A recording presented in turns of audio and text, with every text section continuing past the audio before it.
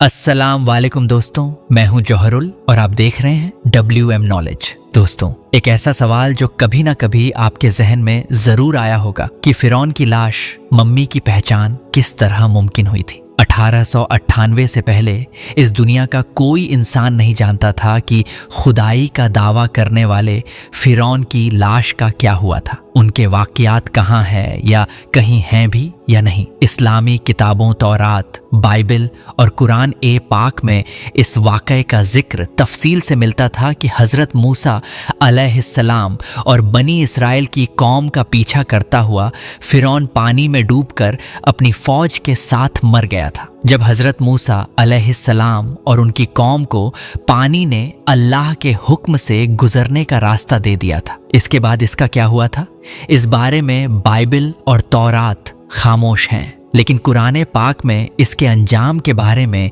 एक ऐसी अजीब बात कही गई थी जिसको किसी की समझ नहीं थी। बस हम तेरे बदन को समंदर से निकाल कर बचा लेंगे ताकि तू बाद में आने वालों के लिए निशान बन जाए। सूरह यूनुस आयत नंबर 92। यह वाकया दोस्तों आज से 3500 साल पहले पेश आया था। फिरौन के डूबकर मरने के बाद समुद्र में उसकी लाश को अल्लाह के हुक्म से बाहर फेंक दिया गया, जबकि बाकी लश्कर का कोई नामो निशान न मिला।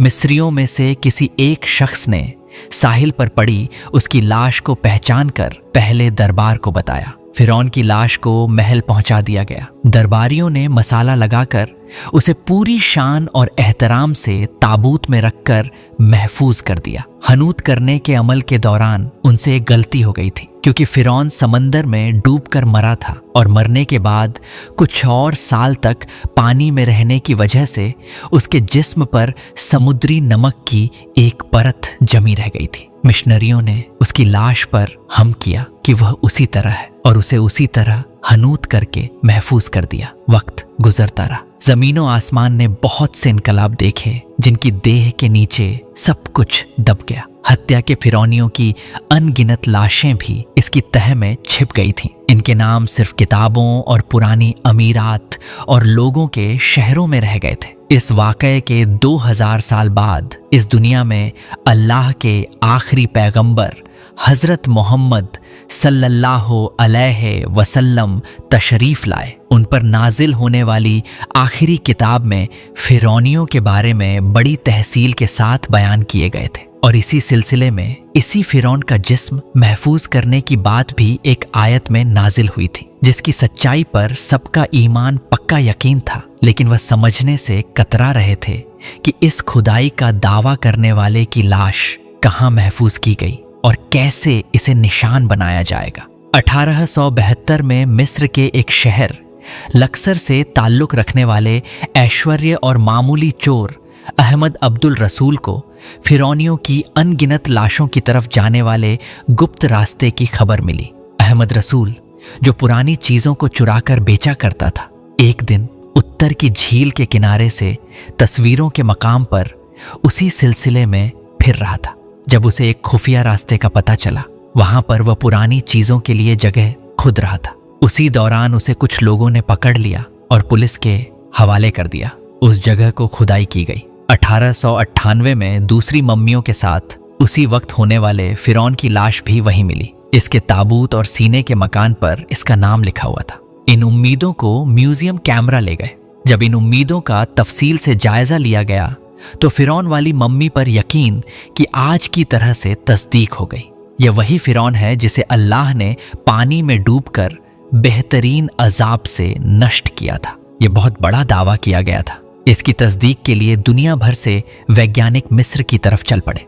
मुख्तलिफ साइंस टेस्ट करने के बाद दुनिया भर के साइंटिस्टों ने तस्दीक कर दी कि दूसरी लाशों की तुलना में फिरौन की लाश पर ही समुद्री नमक की एक मोटी परत जमी हुई थी। इस तस्दीक के बाद उसे फिरौन की लाश करार देकर अजायब घर में महफूज कर दिया गया। 1982 में फिरौन की लाश खराब होने लगी तो उस वक्त की मिस्री हुकूमत ने फ्रांस की हुकूमत से दरख्वास्त की कि फिरौन की मम्मी को खराब होने से बचाया जाए और उसकी मौत की वजह भी मालूम की जाए। चुनांचे मिस्री और फ्रांसीसी हुकूमत ने मिलकर मम्मी को फ्रांस ले जाने का इंतजाम किया।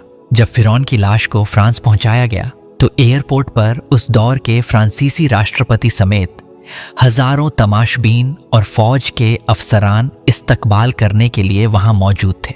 फिरौन की लाश का इस्तकबाल किसी अजीम जिंदा बादशाह की तरह किया गया। फौजी बंदूकें ने सलामी दी। फिरौन की मम्मी को माहिर डॉक्टरों की टीम के हवाले किया गया।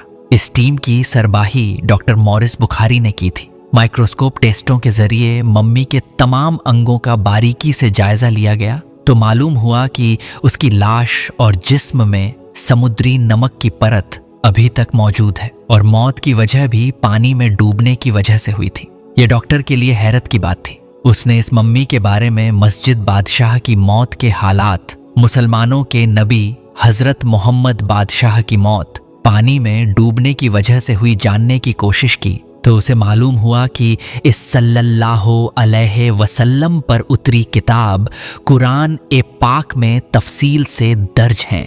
उसे यह भी पता चला कि जहां यह लाश मिली है वह एक इस्लामी मुल्क है। चुनांचे वह मजबूर होकर मिस्र पहुंचा। वह साइंटिस्ट था। उसने इस मामले में मिस्र के ही एक साइंटिस्ट से मुलाकात की। उस साइंटिस्ट ने कुरान ए पाक खोलकर उसे सूरह यूनुस की आयत नंबर 90 और 92 का तर्जुमा लफ्ज बलफ्ज सुना दिया। फिरौन का खुदाई का दावा, उसका पानी में डूबकर मरना और फिर पानी से निकालकर उसकी लाश का हनूत हो जाना और फिर दोबारा लाश का मिलना और जदीद साइंसी दौर में दोबारा महफूज किया जाना, सबका इशारा एक ही जगह की तरफ था। मैं तुझे बाद में आने वालों के लिए निशान बना दूंगा। फिरौन की लाश ऐसे महफूज करके दुनिया के सामने ला रखी गई है कि इंटरनेट की एक क्लिक पर वेबसाइटों, टीवी चैनल्स और अजायब घर में अब इंसानों की आंखों के सामने हर हालत में मौजूद है। सोचने के लिए, इबादत के लिए और हमेशा रहने वाला वही है जो सबका खालिक और रब है। डॉक्टर मॉरिस ने जब आयत का तर्जुमा सुना तो उसी वक्त पुकार उठा, अल्लाह सच्चा है, उसका कुरान सच्चा है और उसका नबी हजरत मोहम्मद सल्लल्लाहु अलैहि वसल्लम सच्चे हैं। उन्होंने कलमा पढ़ा और इस्लाम में दाखिल हो गए। अगर आपको यह वीडियो पसंद आया हो तो इसे लाइक और ज़्यादा से ज़्यादा अपने तमाम दोस्तों को शेयर ज़रूर कीजिएगा। अच्छे वीडियोस के लिए हमारे चैनल को भी सब्सक्राइब ज़रूर कीजिएगा। हमारे वीडियोस आने तक अपना और अपनों का ख्याल रखिएगा। जब तक के लिए अल्लाह हाफिज।